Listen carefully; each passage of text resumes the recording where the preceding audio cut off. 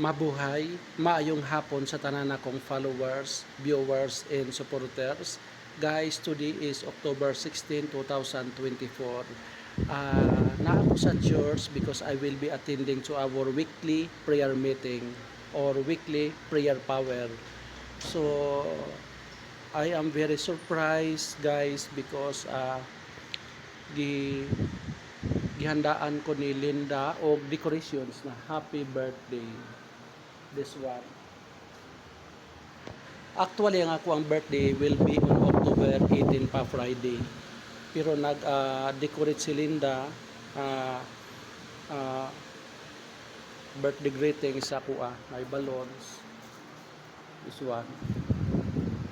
Happy birthday, Alexi. May mga balloons pa. Thank you, Linda. Thank you to Ate